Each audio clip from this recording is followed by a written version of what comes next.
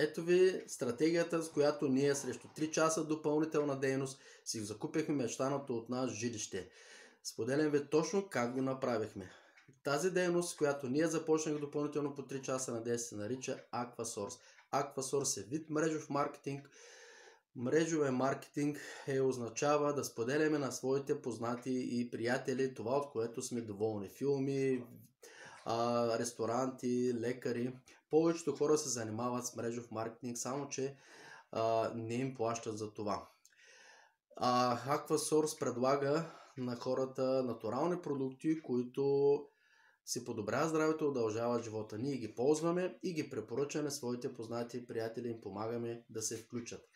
Печелен процент от оборота на цялата мрежа, дори от оборота на хората, които нашите познати са включили.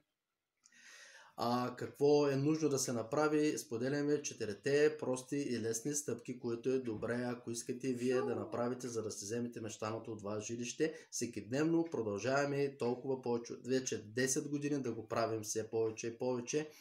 Но ето ви начин как да го направите. Първо, не се променете.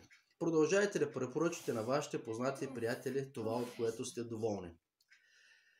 Помагайте им и споделяте за Aquasource. С наша помощ вие ще включите още хора. Второ, включете се в Aquasource, ползвайте продуктите, споделяйте ги на вашите приятели и познати и ги включвайте в Aquasource.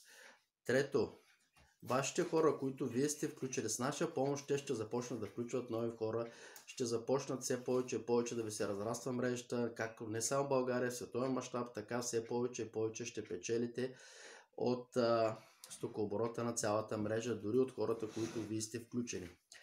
И четвърто, когато вие в момента започнете да имате поне 30 редовни клиента, които ползват продуктите и са доволни от тях и ги споделят, вие ще започнете да печелите по 500 лева на месец или 6000 лева годишно. И ако това ви харесва, вие може да забавите темпото и да речем да пуснете вече действия, да си търсите жилище, за да си закупите мечтаното от вас жилище, например, чрез ипотечен кредит. 500 лева на месец са предостатъчно да го направите. Ако не, ако искате, продължавайте да развивате вашия бизнес, ако искате повече пари. И така вече доходите ви са по принцип няма таван, мрежата ви расте, която може да се разраства. Не само в България, казах, в света, в световен мащаб няма ограничения за това. Ако този доход ви харесва или ако това ви харесва, може, ако искате и повече информация, да се запишете в линка долу в коментарите.